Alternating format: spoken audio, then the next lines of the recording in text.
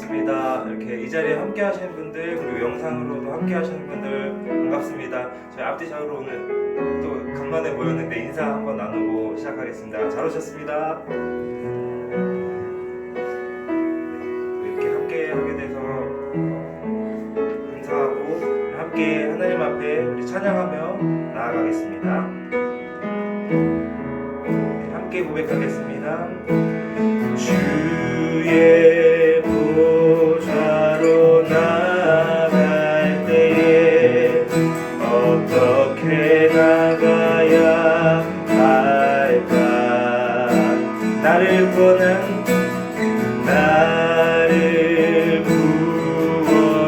주의 십자가, 그것을 믿으며 가네. 한 번 더. 주의 보좌로 나갈 때에, 주의 보좌로 나갈 때 나 여전히 부족하다. 나를 부르신 주의 그 사랑, 그것을 믿으며 가네. 자격 없는 내 힘이 아니, 오직 예수님의 보혈로. 자격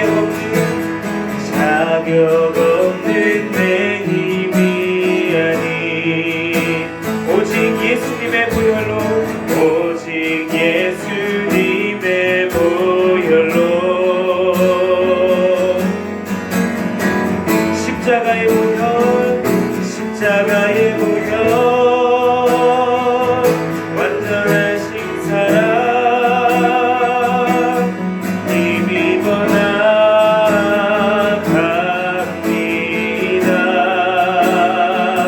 십자가의 보혈, 완전하신 사랑, 힘입어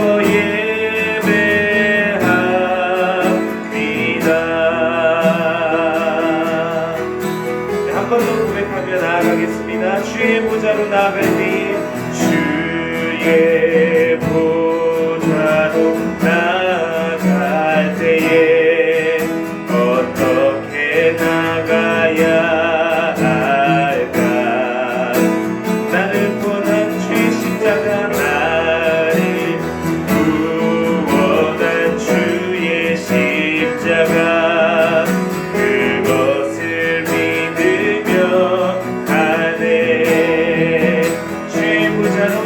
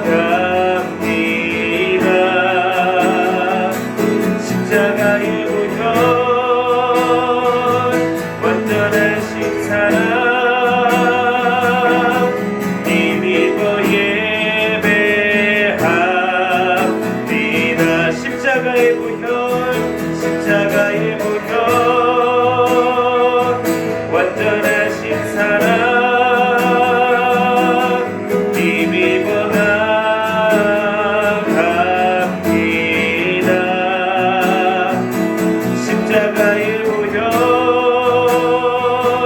완전하신 사랑 힘입어 예배합니다. 십자가의 보혈 십자가의 보혈 완전하신 사랑 힘입어 나갑니다.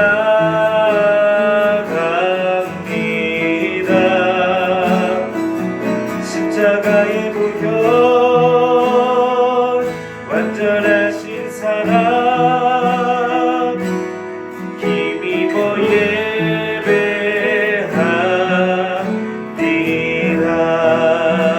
아멘. 우리도 주님만을 예배합니다. 우리 함께 박수 치면서 주님을 찬양하겠습니다. 구주의 십자가 보혈로 구주의 십자가 보혈로 죄 씻음 받기를 원하네. 내 죄를 씻은 주인 찬송합시다.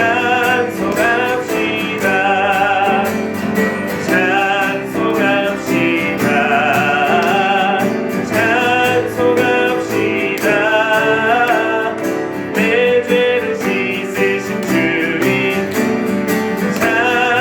찬송합시다. 죄악을 속하여 주신 주 죄악을 속하여 주 내 속에 들어와 계시네. 십자가 앞에서 주인 찬송합시다.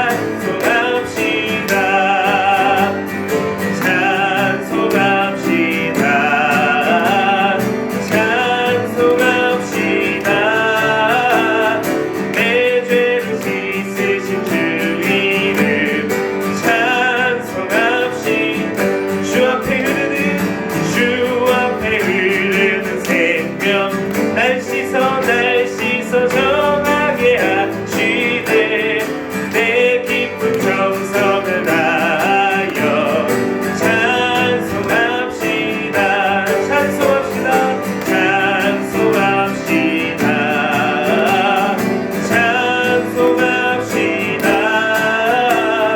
내 죄를 씻으신 주 이름 찬송합시다. 내 주께 회개한 영혼은 생명수 가운데 젖었네. 그 먹고 순전한 주 이름 찬송합시다.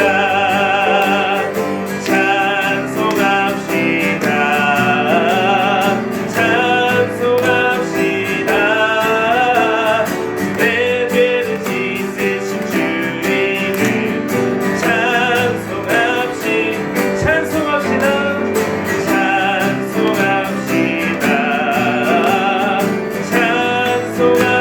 찬송합시다. 내 죄를 씻으신 주 이름 찬송합시다. 네.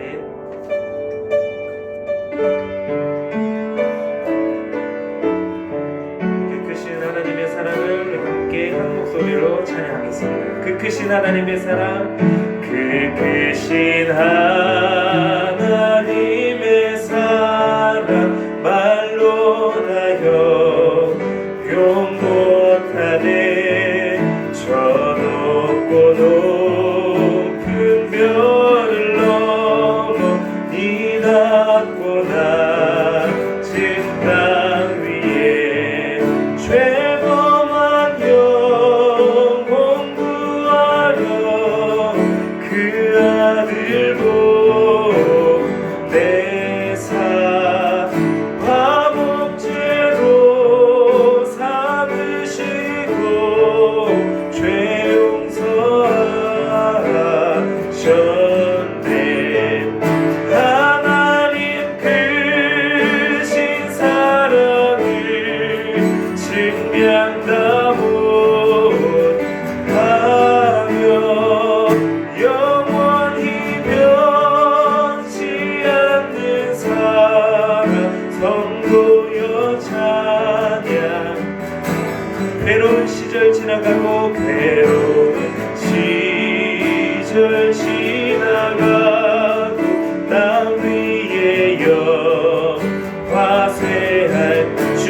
않던 주 믿지 않던 영혼들은 큰 소리 외쳐 울어도 주 믿는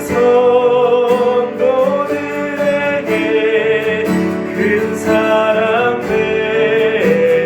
베푸사 우리의 죄 사했으니 그네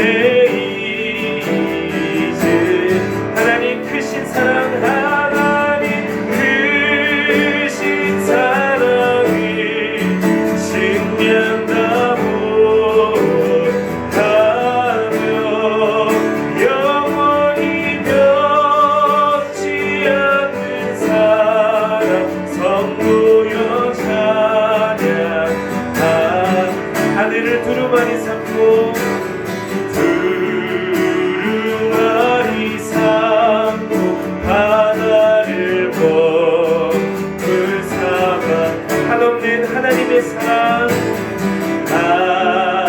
하나님의 사랑 하기로 갈 수 없겠네 하나님의 크신 사랑 그 어찌나 쓸까 저 하늘로 비사도 채우지도 하리 하나님 크신 사랑을 증명하고 하며 영원히 변치 않는 사랑 성도여 찬양 하나님 크신 사랑을 하나님 크신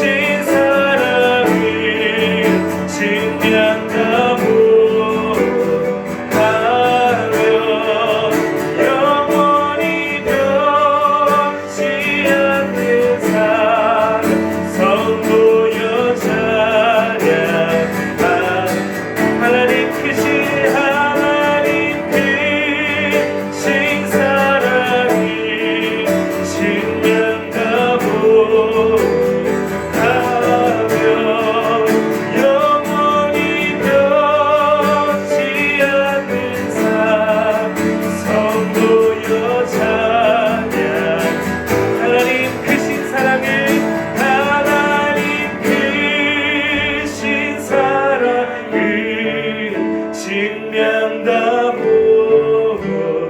하며 영원히 변치 않는 사랑 성도여 찬양하세 네, 이 시간 함께 기도드리며 나아가겠습니다. 주님 오늘도 그 크신 사랑으로 이 자리 가운데 임자여 주시옵소서. 주님의 그 크신 은혜와 사랑을 주님 오늘도 이 자리에 모인 주님 또 함께하고 있는 모든 이들 가운데에 주님 부어주시옵소서. 주님 주의 말씀을 부어주시옵소서. 주님 그 말씀을 통하여서 우리가 새롭게 변화되기를 원합니다. 주님 주님을 향한 사랑을 깨닫게 하여 주셔서 주님 우리의 삶과 우리의 모든 것들이 주님을 향한 삶으로 주님을 향한 예배로 주님 우리의 삶을 변화시켜 주시옵소서. 우리 함께 그렇게 간절한 마음으로 기도드리며 함께 나아가겠습니다. 함께 기도드리겠습니다. 주님 감사합니다. 오늘도 우리에게 부어주신 주님의 그 은혜와 사랑을 주님 우리가 깨닫기 원합니다. 주님 주님의 그 은혜에 나아가기 원합니다. 주님 그 사랑 가운데 나아가기 원합니다. 주님 우리 가운데 부어주시옵소서. 우리와 함께하여 주시옵소서. 주님 우리 가운데 그 은혜 베풀어 주시옵소서. 오늘도 말씀으로 함께하시는 우리와 함께하시는 주님만을 바라보기 원합니다. 주님 함께해 주시옵소서.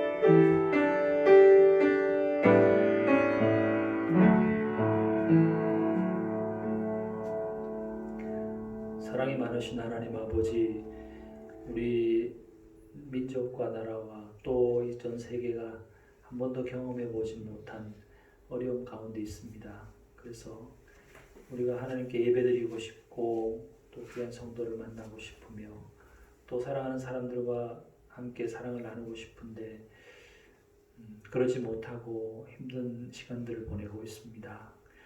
그런 중에 또 감염이 되었거나 또 그로 인해 또는 이 문제로 인해서 생계가 어렵거나 또는 마음의 병이 걸렸거나 여러 가지 어려운 가운데 있는 사람들이 많이 있습니다. 주님께서 긍휼과 자비를 베풀어 주셔서 이 문제들이 빨리 해결될 수 있도록 도와주시옵시고 이 문제를 통해서 우리 많은 사람들이 우리 인간의 나약함을 깨닫고 하나님 앞에 겸손하게 엎드리며 하나님을 신뢰하는 그런 계기가 될 수 있도록 주여 인도하여 주시옵소서. 또한 성도들과 또 교회들도 새롭게 하나님의 진리 안에서 온전히 설 수 있는 그런 계기가 될 수 있도록 도와주시옵시고 이 바람과 이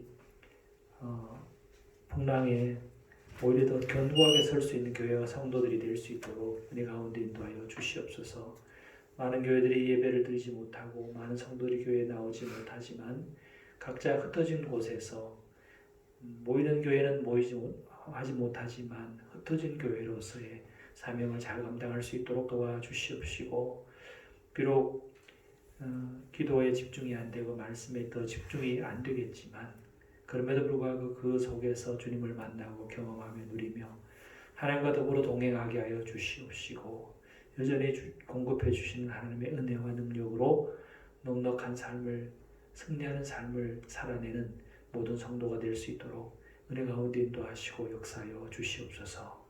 하나님의 자비하심 속에 함께하여 주셔서 우리 모든 성도들이 오히려 서로 만나지 못하고 또 그리워하는 것들이 오히려 더 깊은 사랑으로 나아갈 수 있도록 도와주시옵시고 앞으로 더 견고하고 더 깊은 사랑을 나누는 그런 공동체를 세우는 좋은 과정이 될 수 있도록 은혜 가운데 인도하시고 역사하여 주시옵소서.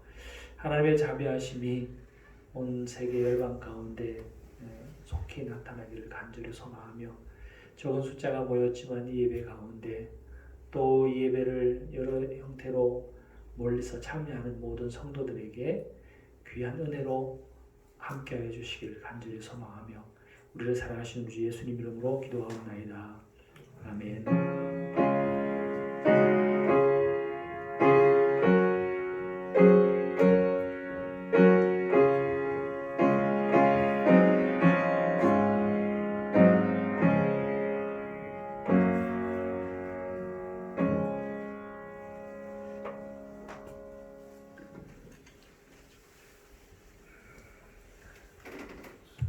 우리 여러분 환영합니다.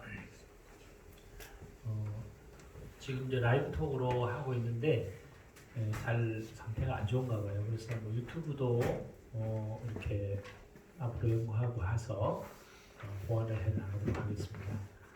예배 중에 앞에 공지했지만 오신 분들은 마스크 다 끼시고 거리 유지하고 발열 체크하고 이런 것들 다 잘 했으면 좋겠습니다.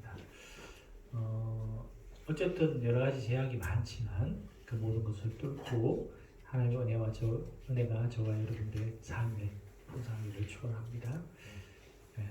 우리 오늘 우리에게 주시는 말씀 요한복음 4장 1절에서 18절까지 말씀 함께 보겠습니다.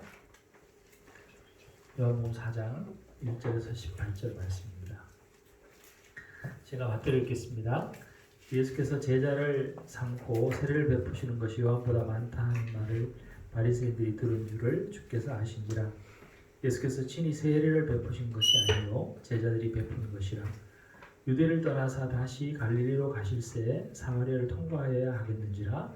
사마리아에 있는 수가라 하는 동네에 이르니 야곱이 그 아들 요셉에게 준 땅이 가깝고 거기 또 야곱의 우물이 있더라. 예수께서 길 가시다가 피곤하여 우물 곁에 그대로 앉으시니 때가 6시쯤 되었더라. 사마리아 여자 한 사람이 물을 기르러 왔음에 예수께서 물을 좀 달라 하시니 이는 제자들이 먹을 것을 사러 그 동네에 들어갔음이라. 사마리아 여자가 이르되 당신은 유대인으로서 어찌하여 사마리아 여자인 나에게 물을 달라 하나이까 하니 이는 유대인이 사마리아인과 상종하지 아니함이라. 예수께서 대답하여 이르시되 내가 만일 하나님의 선물과 또 내게 물을 좀 달라 하는 이가 누구인 줄 알았더라면 내가 그에게 구하였을 것이요 그가 생수를 내게 주었으리라. 여자가 이르되 주여 물기를 그릇도 없고 이 우물은 깊은데 어디서 당신이 그 생수를 얻겠사옵나이까. 우리 조상 야곱이 이 우물을 우리에게 주셨고 또 여기서 자기와 자기 아들들과 짐승이 다 마셨는데 당신이 야곱보다 더 크니이까. 예수께서 대답하여 이르시되 이 물을 마시는 자마다 다시 목마르려니와 내가 주는 물을 마시는 자는 영원히 목마르지 아니하리니 내가 주는 물은 그 속에서 영생하도록 솟아나는 샘물이 되리라. 여자가 이르되 주여 그런 물을 내게 주사 목마르지도 않고 또 여기 물기르러 오지도 않게 하옵소서. 이르시되 가서 내 남편을 불러오라. 여자가 대답하여 이르시되 나는 남편이 없나이다. 예수께서 이르시되 내가 남편이 없다 하는 말이 옳도다. 너에게 남편 5이 있었고 지금 있는 자도 내 남편이 아니니 내 말이 참되도다. 아멘. 여러분들을 이제 만나서 이렇게 만날 걸 생각하니까 기분이 좋았는데 또 이렇게 제약이 많으니까 좀 슬프기도 하네요. 이렇게만 해야 되는가 또 못 오시는 분들도 있고 그래서 안타깝기도 하고 그렇습니다. 그러나 사랑이라는 것은 또 함께 있을 때도 있지만 떨어져서 또 그리워하고 또 보고 싶어하고 그런 것들도 있으니까 그런 차원에서 사랑이 깊어졌으면 좋겠습니다. 오늘 그래서 그 유머로 항상 시작을 했는데 오늘 그냥 조금 슬픈 이야기부터 시작을 할까 해요. 영화 얼마 전에 조금 된 것 같은데 제가 이제 소개해드린 그 중국 영화 투야의 결혼이라는 영화가 있습니다. 실제 있었던 일을 바탕으로 한 건데 어느 그 양을 치는 가정에 남편이 우물을 다이너마이트로 우물을 받다가 남편이 불구가 되었어요. 그래서 일을 못하게 됐는데 아내가 혼자 양을 치고 또 먼 데 가서 물을 길러 오르고 오고 이런 일을 하다가 그 아내도 이제 좀 다쳤어요. 그래서 이제 그 한 해 겨울만 제대로 못 나면 다 이제 굶어 죽는 거죠. 그렇게 척박한 곳에서 이제 살고 있었는데 두 사람이 의논하다 못해서 이렇게 하다 우리 다 죽으니까 우리 이혼하고 당신과 자식들을 보살펴 줄 수 있는 그런 새로운 사람을 만나라고 그렇게 이야기했습니다. 물론 뭐 반대했겠죠. 그러다가 결국 그런 길을 선택하기로 했는데 이 여자가 자기가 함께 살다가 이제 장애가 생겼는데 그 남편을 버릴 수 없어서 새로운 남편을 구하는데 조건을 이 아이들 둘과 그 다음에 전 남편을 같이 먹여 살릴 수 있는 그런 사람을 구했어요. 그런 사람이 누가 있나요? 잘 없었죠. 어쨌든 우여곡절 끝에 그런 사람을 만나서 결혼하게 되는 게 투야의 결혼이라는 내용입니다.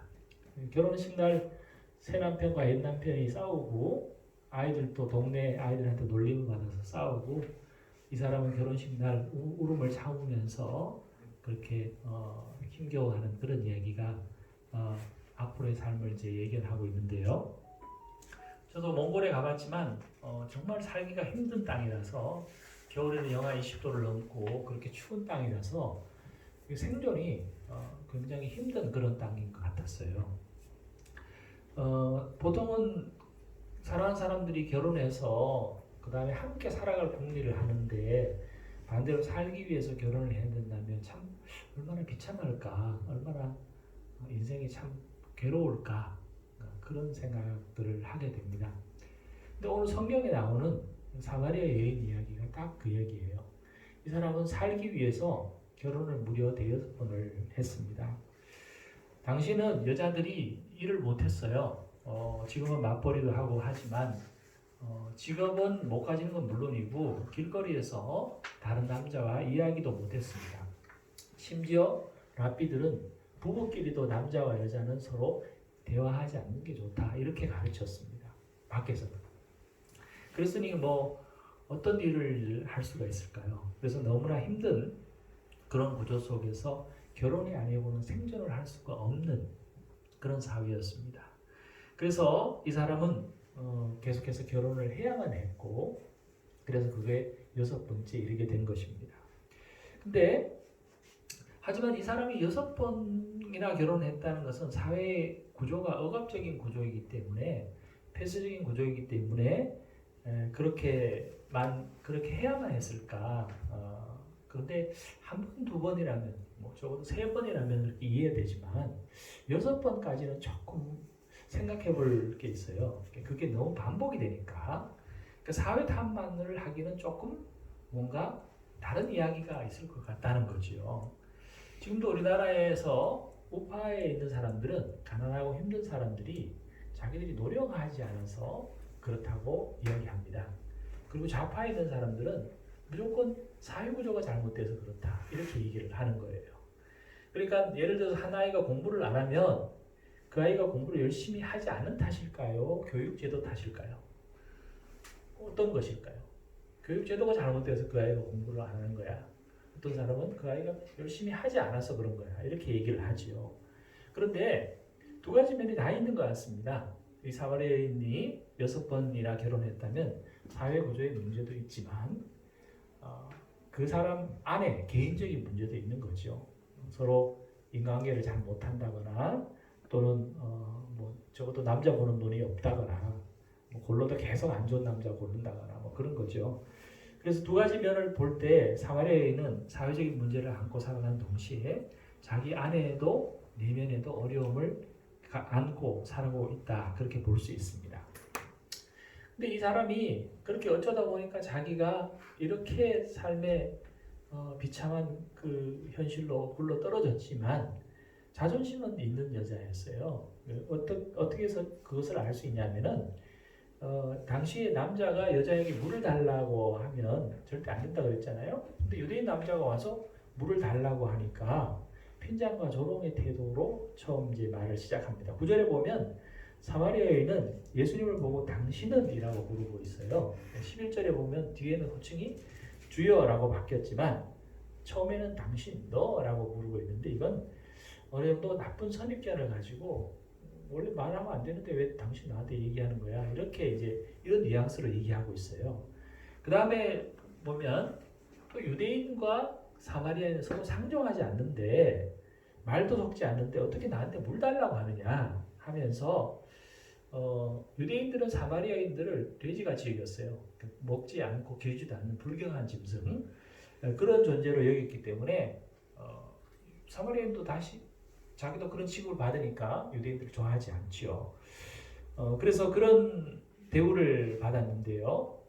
그래서 그런 관계가 있었는데, 피에르 미그나드라는 사람, 제가 카톡에 이렇게 올린 사진을 보면 작가가 다른 성화의 사진을 보면 다 예수님께 굉장히 호의를 가지고 또는 무릎을 꿇고 이렇게 예수님을 그렇게 공경하는 그런 태도인데, 이 여자는 우물에 기대서 가지고 한 손을 물동에다 얹고 그 다음에 다리를 이렇게 꼬고, 한번 얘기해봐요, 이렇게 하는 것 같아요. 근데 예수님은 그와 반대로 굉장히 진지하게 가슴에 손을 얹고 하늘에 손을 이렇게 올리면서 이렇게 진지하게 얘기하고 계신 그런 모습이 있습니다. 그렇게 그랬는데 그 사람이 이 이야기를 잘 그린 것 같아요. 그래서 이 여자는 예수님에게 그런 태도로 지금 이제 처음 만나고 있는 것이죠. 그래서 나름대로 어떤 자존심이 있습니다. 근데 예수님이 그냥 갑자기 남편 얘기를 하고 결혼 얘기를 했어요. 이 여자가 먼저 꺼낸 얘기가 아니죠. 예수님이 먼저 꺼낸 얘기신데, 자기가 이제 솔직히 그렇다는 얘기를 하면서도, 그러나 이때 이 문제가 나왔으니까 자기 인생의 가장 큰 문제잖아요. 그럼 이 기회에 예수님하고 그 문제를 어떤 이야기 나눌 수 있는데, 20절에 보면 바로 예배의 얘기로 화제를 돌리고 있어요.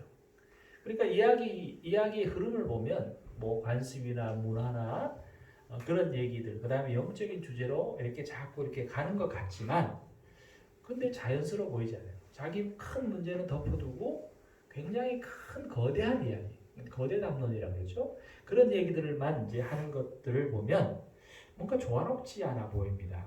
사는 건 힘들어도 다른 사람이 오지 않는 정오에 혼자 물길으로 갔어요. 아무도 그 시간에 나오지 않아요. 너무 더워서. 근데 그렇게 그 시간에 나와야 될 외톨이였는데 자기 삶이 그렇게 6번이나 결혼해야 될 만큼 힘든데 그 문제 얘기하지 않고 다른 얘기들을 막 해요. 중요한 얘기죠. 중요한 얘기인데 그런 얘기만 하니까 뭔가 조롭지 않아 보이는 것이죠. 그래서 어쨌든 이 사람은 그런 삶을 살지만 그런 자존심이 있는 그런 사람이었습니다. 며칠 전에 저는 이 본문을 두고 묵상하며 기도를 했어요. 저를 포함해서 많은 사람들이 자기의 내면에 어쩌지 못한 문제들을 가지고 살면서도 정치가 어떻다는 둥, 교회가 어떻다는 둥, 교육제도가 어떻다는 둥, 뭐 그런 얘기들을 많이 해요. 정의가 뭐 거룩한 영성이 뭐 그런 얘기들을 하는데 사마리아인과 그 모습과 다르지 않는 그런 모습들을 많이 봅니다. 제 안에서도 그렇고요. 그래서 그것을 긍휼히 여겨달라고 기도를 했는데요. 여기는 그런 모습들, 우리와 다르지 않는 그런 모습들을 하고 있습니다. 근데 이 사마리아 여인 이야기는 한 개인의 이야기만은 아닙니다. 사마리아인 이 여인은 사마리아 민족 전체를 대표하고 있는 그 사마리아인들의 삶의 상황을 그대로 담고 있는 이야기이기도 해요. 왜 그러냐면 이스라엘은 다윗과 솔로몬 이후에 두 나라로 나뉘어져 있었는데 북이스라엘은 예수님 오시기 전 721년 정도에 아시리아에 멸망을 당했어요. 그래서 포로로 끌려가고 또 그 자리에 다른 사람들이 들어와 살고 그렇게 했습니다. 그래서 인종적으로 종교적으로 막 섞였어요. 그래서 그 지역에서 이제 하나님을 믿는 곳에 왔으니까 다른 민족들이 와서 섞여 살면서도 그래도 하나님을 믿으려고 했지만은 그러나 굉장히 혼합이 되어 있었어요. 다른 말로 하면 결혼을 대여섯 번 한 여자와 다르지 않아요. 그런 삶이에요. 뭐가 없어요. 혼란스럽고. 그래서 아예 남유다 왕국도 물론 나중에 망했지만 포로로 끌려갔지만 그래도 그나마 어느 정도 지존은 지킨 그런 사람이라고 할 수 있고 북이스라엘은 그냥 여러 번 결혼한 여자와 같은 그런 운명이었어요. 그러니까 민족의 모습과 이 여자의 모습이 그대로 닮아 있는 거예요. 여기서 투야의 결혼이라는 영화 얘기를 한 번 더 하면요. 외국에서 미국을 비롯해서 서구에서는 이 영화가 높은 평가를 받고 많은 사람들이 봤어요. 근데 중국에서는 정작 한 달밖에 방영을 안 했대요. 즉 극장에서. 왜 그러냐면 외몽골 정부가 이거 좀 불편하다. 그래서 이제 그걸 내려달라고 해서 이제 한 달밖에 못 했는데 그 이유를 감독이 이렇게 얘기했어요. 인터뷰에 보면 다이너마이트로 음모를 파니까 환경 문제가 생기니까 그거 싫어서 정부가 그런 것 같다. 그렇게 이제 얘기를 하더라고요. 근데 저는 그 얘기를 읽으면서 그거 아닌 것 같다. 이 감독이 핑계 내고 있는 것 같다 생각이 들었어요. 투야의 결혼이라는 이야기는 외몽골의 상황하고 똑같기 때문에 그래요. 징기스칸의 후예잖아요. 몽골과 같이 한 나라를 이뤄야 되는데 중국에 이제 복속이 되었어요. 옛날에 자존심들 잘 나가던 그 버리고 이제는 중국이라는 새로운 남편과 살아야 돼요. 그러니까 그 나라의 운명이 투야라는 여자와 다르지 않아요. 힘든 거죠. 그렇게 근데 살아야 돼요. 그걸 그대로 그 결혼의 이야기에 담고 있어요. 감독이 의도했든 안 했든. 그럼 딱 보면 느껴지는 것이죠. 그래서 아마 불편해하는 거 아닌가 저는 그런 생각을 했습니다. 사마리아의 상황도 그래요. 힘은 없고 어떻게든 살아야 되고 그렇다고 자존심은 버리기 싫고 여러모로 참 어려운 그런 운명이 사마리아 여인과 사마리아인들의 삶인 거죠. 근데 예수님께서 이들을 찾아가 주신 거예요. 그럼 뭐 왜 그렇게 했어요? 예수님은 한마디로 말해서 그런 사람도 그런 민족도 사랑하신다는 거죠. 오늘 우리가 읽었던 3절 4절에 보면 예수님은 유대를 떠나셔서 갈릴리로 가시는 길에 사마리아를 통과한다고 기록이 되어 있어요. 통과한다는 것은 지나간다는 거죠. 그런데 이 통과한다는 단어가 그냥 지나가는 길에 우연히 이 만남이 이루어진 것 같지만 사실은 그렇지 않습니다. 물론 많은 사람들이 사마리아로 지나가지 않고 약간 우회해서 돌아갑니다. 절대로 사마리아인을 만나고 싶지 않아서 그렇지요. 그렇지만 예수님은 일부러 그곳에 가신 것 같아요. 오늘 1절 아침 34절에 보면 이 만남이 끝난 다음에 제자들이 왔을 때 양식을 가지고 구해서 왔을 때 뭐라고 하시냐면 나의 양식은 나를 보내신 이의 뜻을 행하며 그의 일을 온전히 이루는 이것이니라 하고 말씀하셨어요. 예수님이 제자들이 음식 가져와서 좀 드시지요 하고 하니까 내 양식이 뭐냐? 아버지의 뜻을 행하는 거다. 그런 말씀을 하신 거예요. 그러니까 누가 예수님께 벌써 드실 걸 갖다 드렸지? 라고 이제 제자들이 그렇게 그 의문을 가진 거죠. 이 말은 그냥 쉽게 설명하면 한마디로 나 안 먹어도 배부르다 이런 말하고 똑같은 거예요. 예수님은 그 안 먹어도 배부르다는 말이 뭐예요? 매우 큰 그 성취감을 느꼈을 때, 만족을 느꼈을 때 그 밥 먹는 게 지금 문제가 아니야. 난 너무 기분이 좋아, 배불러 이렇게 얘기하는 거잖아요. 예수님은 하나님의 뜻을 온전히 이루신 일을 한 다음에 배부르신 거예요. 근데 사마리아 여인 하나 만났어. 그 사람하고 얘기했어요. 그런데 배부르다는 거예요. 예수님은 이것이 되게 만족스러운 만남이었던 거예요. 그러니까 예수님은 계획 속에서 계획적으로 이들에게 찾아와 주셨고 이 사마리아인을 만나 주신 거예요. 그리고 이것이 되게 중요하니까 요한복음에서 추리고 추린 이야기 속에 이야기가 기록이 되어 있는 거예요. 예수님 만났을 때가 6시쯤이라고 되어 있는데 이건 정오인데요. 정오에 아주 뜨겁잖아요. 아침에 6시부터 아침 해 뜰 때부터 시작해서 6시간, 7시간 걸어와서 예수님이 많이 지쳤어요. 그렇게 오랫동안 걸어와서 전 중학교 때 먼지가 나는 길을 이제 학교에 갔다가 걸어서 이렇게 집으로 간 적이 있는데 너무 힘들어요. 막 깨알볕에 그랬던 기억들이 여러 번 있는데 예수님은 그렇게 먼 길을 열심히 예수님이 찾아오신 거죠. 그리고 남녀 7세 부동 속에 이야기조차 하면 안 되는데 그런 관습을 뛰어넘으셔서 이 사람에게 말을 거시고 또 물을 달라고 하셨고 그 다음에 제자들 그날따라 원래 음식을 구하러 가면 2사람 내지 3사람만 보냈어요. 성경의 기록에 보면 다 그렇게 2사람 3사람 보냈는데 그날따라 다 보냈어요. 전부 다 보내고 예수님과 단둘이서 그녀와 만났어요. 그 관습에는 너무나 어울리지 않는 것이죠. 그런데 예수님은 그렇게 그 여인을 만나 주신 거예요. 세계적으로 유명한 워렌 버핏 그 사람하고 한번 점심 식사하는데 2018년에 32억 5천이었고 2019년에 54억이었어요. 그리고 어떤 CEO하고 티타임 한번 하는데 5억을 얼마를 내야 된대요. 그런 걸 경매로 지금 하는 시대예요. 예수님은 누구예요? 이런 사람보다 훨씬 더 뛰어나신 분이잖아요. 그런 분이 이 여자 하나 만나러 가서 딱 단독으로 만나 주신 거예요. 예수님은 물리적으로 먼 거리를 다가오셨을 뿐만 아니라 관습의 거리, 민족과 민족 사이의 거리도 마다하지 않고 다가오신 거예요. 그리고 이 여자가 아까 처음에 얘기했던 것처럼 자존심의 벽을 세우고 선입견의 벽을 세우고 그렇게 있었지만 그것도 뛰어넘으셔서 이 여인에게 다가오신 것이죠. 지난 3월 19일 날 사순절 묵상 내용에 이런 내용이 있었죠. 학자들은 사람이 누군가에게 받아들여지면 뇌에서 객관적인 현실을 담당하는 영역이 기능하고 제5의 눈이 열려 지혜롭게 행동한다고 말합니다. 주변 상황으로부터 자신이 받아들여지지 않으면 불안감, 흥분, 경계심으로 사고, 경직, 공격성, 실수, 반복 등의 현상이 나타날 수 있습니다. 반면 자신이 받아들였다고 느끼면 안정적이고 편안한 상태가 되고 자신도 알지 못했던 놀라운 능력을 발휘한다고 합니다.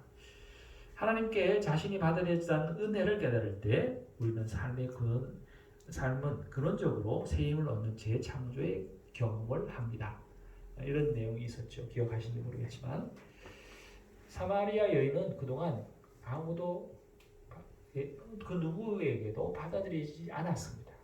왕따당하고 이방인이었고 이방인 중에 이방인으로서의 삶 중에서 더 이방인인 그야말로 경계에 내몰린 그런 사람이었는데요. 그래서 결국 그런 사람은 어떻게 해야 돼요? 오직 생존을 위해 살아야 되는 거죠. 파충류와 같은 삶을 사는 거죠. 사람인데 동물과 같이 살면 얼마나 힘들겠습니까? 그런데 예수님은 그 한 사람을 먼 길을 찾아가 주신 거예요.